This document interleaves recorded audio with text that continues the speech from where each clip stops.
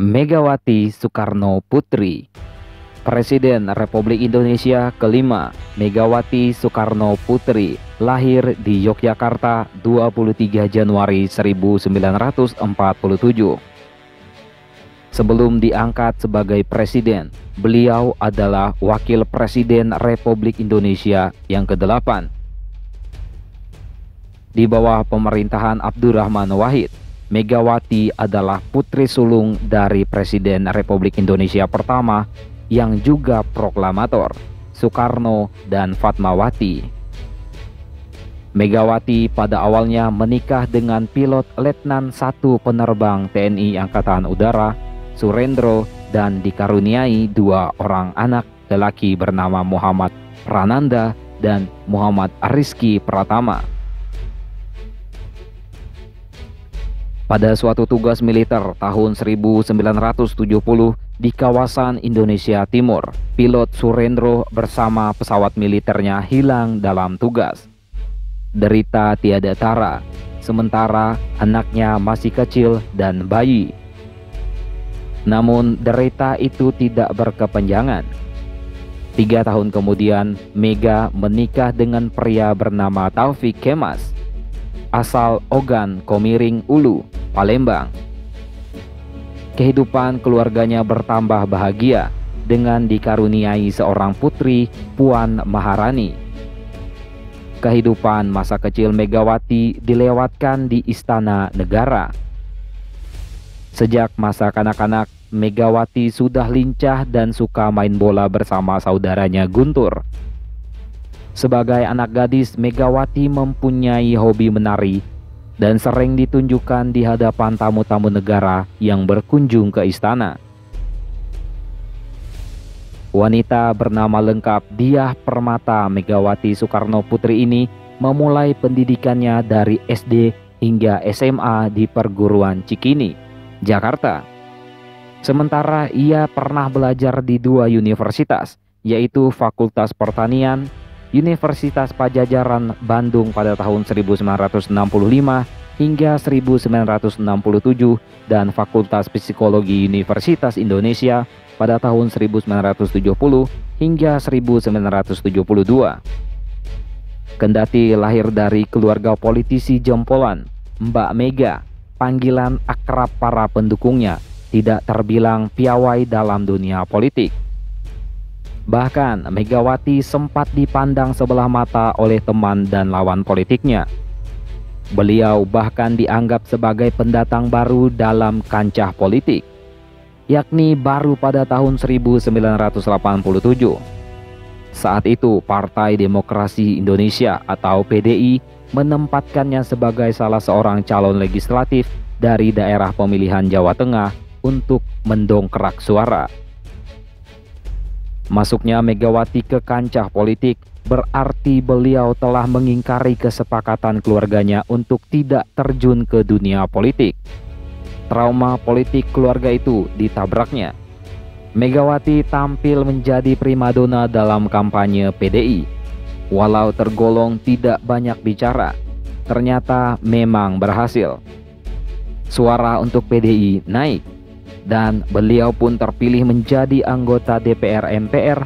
Pada tahun itu pula Megawati terpilih sebagai Ketua DPC PDI Jakarta Pusat. Tetapi kehadiran Mega di gedung DPR MPR sepertinya tidak terasa.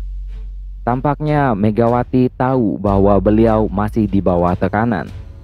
Selain memang sifatnya pendiam, beliau pun memilih untuk tidak menonjol mengingat kondisi politik saat itu. Maka beliau memilih lebih banyak melakukan lobi-lobi politik di luar gedung wakil rakyat tersebut. Lobi politiknya yang silent operation itu secara langsung atau tidak langsung telah memunculkan terbitnya bintang Mega dalam dunia politik. Pada tahun 1993, dia terpilih menjadi Ketua Umum DPP PDI. Hal ini sangat mengagetkan pemerintah pada saat itu. Proses naiknya Mega ini merupakan cerita menarik pula. Ketika itu, Kongres PDI di Medan berakhir tanpa menghasilkan keputusan apa-apa. Pemerintah mendukung Budi Harjono menggantikan Suryadi. Lantas dilanjutkan dengan menyelenggarakan kongres luar biasa di Surabaya. Pada kongres ini, nama Mega muncul dan secara telak mengungguli Budi Harjono, kandidat yang didukung oleh pemerintah itu. Mega terpilih sebagai Ketua Umum PDI. Kemudian status Mega menjadi Ketua Umum PDI dikuatkan lagi oleh Musyawarah Nasional PDI di Jakarta. Namun pemerintah menolak dan menganggapnya tidak sah.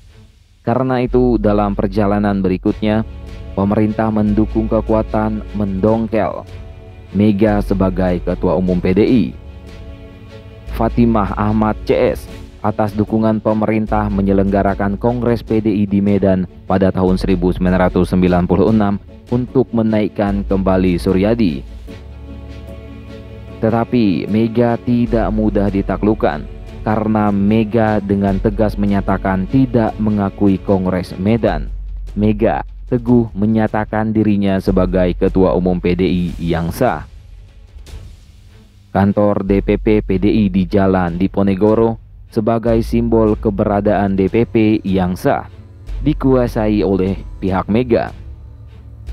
Para pendukung Mega tidak mau surut satu langkah pun. Mereka tetap berusaha mempertahankan kantor itu. Suryadi yang didukung pemerintah pun memberi ancaman akan merebut secara paksa kantor DPP PDI itu. Ancaman itu kemudian menjadi kenyataan. Pagi tanggal 27 Juli 1996, kelompok Suryadi benar-benar merebut kantor DPP PDI dari pendukung Mega. Namun hal itu tidak menyurutkan langkah Mega, malah dia makin mantap langkah mengibarkan perlawanan. Tekanan politik yang amat telanjang terhadap Mega itu mengundang empati dan simpati dari masyarakat luas. Mega terus berjuang. PDI pun menjadi dua, yakni PDI pimpinan Megawati dan PDI pimpinan Suryadi. Masa PDI lebih berpihak dan mengakui Mega, tetapi pemerintah mengakui Suryadi sebagai Ketua Umum PDI yang sah. Akibatnya PDI pimpinan Mega tidak bisa ikut pemilu pada tahun 1997. Setelah rezim Orde Baru tumbang, PDI Mega berubah nama menjadi PDI Perjuangan. Partai politik berlambang banteng gemuk dan bermulut putih itu berhasil memenangkan pemilu 1999 dengan meraih lebih 30% suara.